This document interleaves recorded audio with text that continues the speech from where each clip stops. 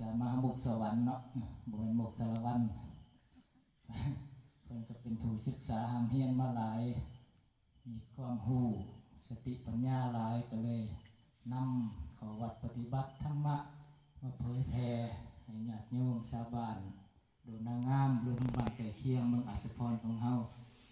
เพื่อเข้าใจรู้แจ้งให้จริงคำสอนของพุทธเจ้าเนาะ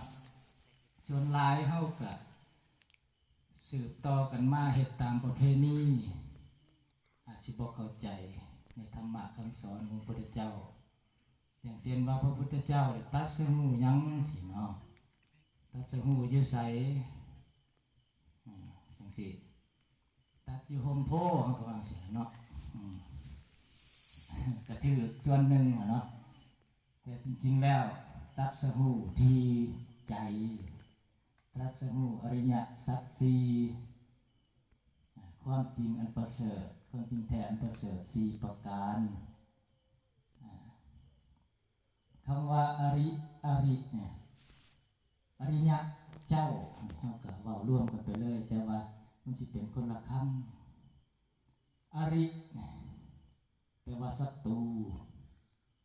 อรินะยะแปลว่าไปเจ้าก็หมายความว่าเทิดทูนไว้เนื้อหัวเนื้อเสียงก้าวยกสูงนะเขาเคยแต่ว่าพระเจ้าชีวิตเจ้าแผ่นดินวันนี้สำหรับพระสงฆ์องค์เจ้าขนาดพระเจ้าชีวิตพระเจ้าแผ่นดินยังกราบไหว้ทำอัญชลีลูกหักหรือว่าถวายอภิวาทก็เลยยกว่าเป็นอริยะเจ้าเนี่ยบัดนี้อรินี่ศัตรูแท้จริงของเฮานี่มันอยู่ไสหั่นนะเฮามาศึกษามาค้นคว้าเบิ่งเฮาก็สิว่าพวกผีเพศพวกยักษ์พวกมารนั่นนี่อันแล้วศัตรูเนาะแต่จริงแท้แล้วนั่นคือกิเลสตัณหามันอยู่ในจิตในใจเฮามักมมในกมลสันดานจักภพจักชาติเฮาเวียนว่ายแต่เกิดในวัฏสงสารเนี่ยกิเลสตัณหานั่นแล้วมันพาเฮาไปสู่นรกเป็นเปรตอสุรกายเป็นสัตว์เดรัจฉานเกิดเป็นคนเกิดเป็นเทวดาเป็นอินเป็นพรหมสุดท้ายแล้วก็เวียนไปวนมาคำว่าเกิดนั่นเนาะมันเลยบ่แน่นอน